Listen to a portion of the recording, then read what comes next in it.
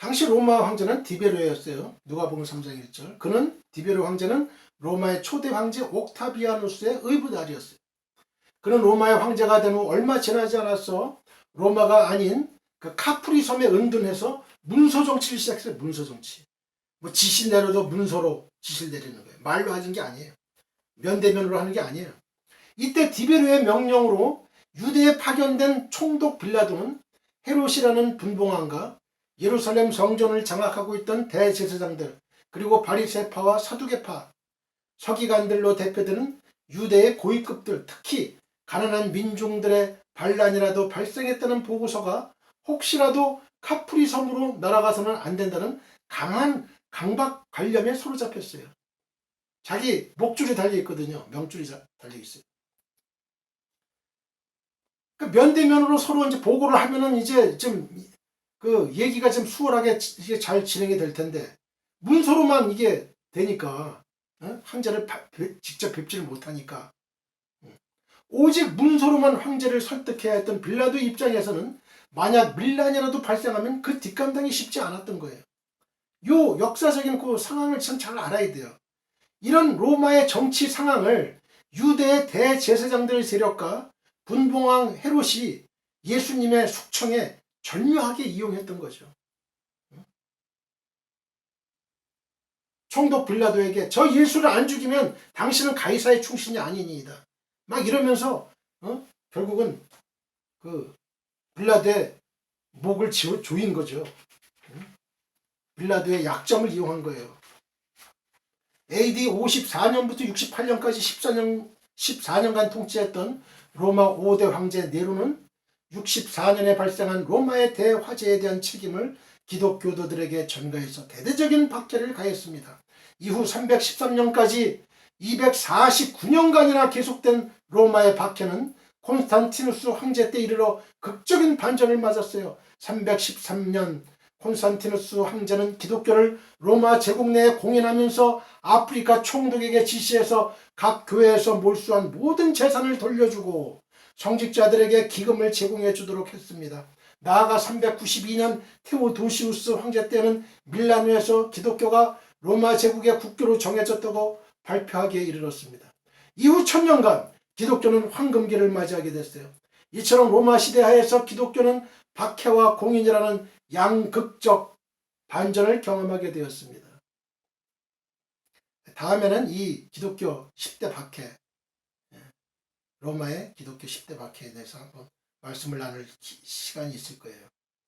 결국은 하나님께서 그 핍박했던 그 로마 제국이 결국은 기독교에 항복을 하는 거예요. 국교로 공인하는 그런 극적인 장면, 얼마나 감격스러운 장면이 아니겠어요? 기독교인들은 그 로마의 그 핍박을 받고 죽지 않기 위해서 카타콤 지하묘까지 들어가서 생존해야 했던 처참한 그런 상황이었어요. 그것도 1, 2년이 아니에요. 1, 2년이 아니에요. 249년간 상상을 해보세요. 그 성경이 지금 저희에게 온 거예요. 지금 저희까지. 얼마나 귀한 믿음입니까? 얼마나 귀한 성경입니까? 이러한 성경을 도외시할 수 있어요? 이런 하나님의 말씀을 도외시할 수 있어요? 하나님의 말씀 듣는 걸 도외시할 수 있어요? 하나님의 섭리입니다. 하나님의 섭리예요. 이 역사를 우리가 보면서 하나님의 살아계심을 우리는 느끼지 않아요?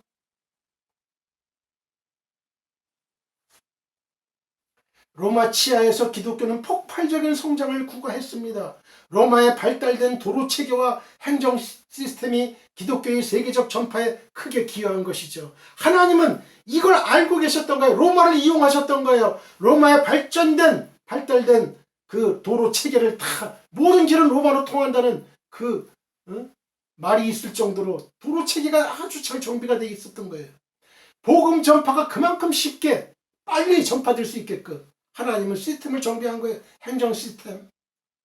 395년 동로마와 소로마로 나뉜 후에 476년에는 소로마가 1453년에는 동로마가 오스만 투르크 제국 오늘날의 터키에 멸망당함으로써 로마 제국의 찬란한 역사도 막을 내리게 됩니다. 막을 내려요.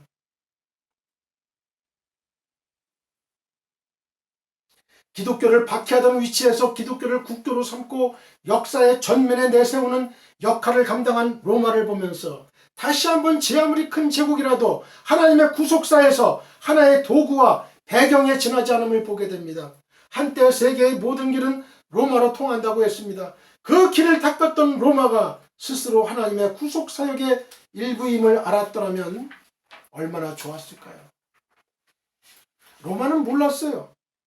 하나님의 구속사역에 이렇게 자기들이 사용당한다는 것을, 쓰임받는다는 것을. 우리는 압니까? 우리 개별적으로 봅시다. 나 자신이 하나님의 구속사역에 이 위대하고 영광스러운 이 하나님의 구속사역에 내 자신이 지금 하늘나라에 내 이름이 기록되어 있고 농명되어 있고 내가 하나님의 부르심을 받고 하나님의 영광스럽고 역사적인 영광스러운 하나님의 구속사역에 내 자신이 쓰여지고 있는가를 우리는 알까요? 기도드리겠습니다.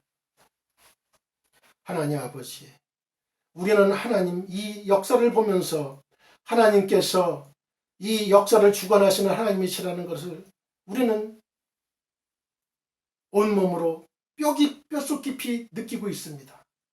바벨론, 페르시아, 헬라, 그 다음 로마로 이어지는 이 역사에서 하나님 아버지 현대 이르기까지 모든 역사를 주관하셨던 분은 하나님이십니다.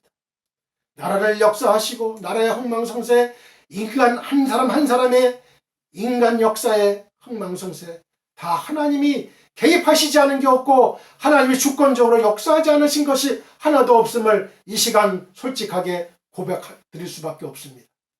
하나님 아버지, 이 하나님의 음성을 저희들 이 시간에 들을 수 있게 도와주옵소서. 아버지, 저희 각자 한 사람 한 사람을 향한 하나님의 음성을 들을 수 있게 하시고 하나님의 구속사역을 위해서 저희 한 사람 한 사람이 쓰여져 있다는 사실을 인지하게 도와주옵소서. 로마는 인지하지 못했습니다. 이렇게 기독교가 전 세계에 급하게 빨리 전파된다는 하나님의 구속사역의 일부로 자신들이 사용된다는 것을 전혀 몰랐습니다. 그런 어리석은 나라였습니다. 그러나 저희들은 어리석은 인생이 되지 않게 주여 도와주시옵소서. 단 한 사람도 하나님이 나와 함께 역사하신다는 이 사실을 잊는 사람이 한 사람도 없게 도와주시고 이러한 하나님의 역사신앙, 역사의식, 섭리신앙, 하나님의 주권신앙을 하나님 주권신앙을 저희들 평생 죽는 날까지 가질 수 있는 저희들 되게 도와주시옵소서. 감사하며 주 예수 그리스도의 거룩하신 이름으로 기도했습니다.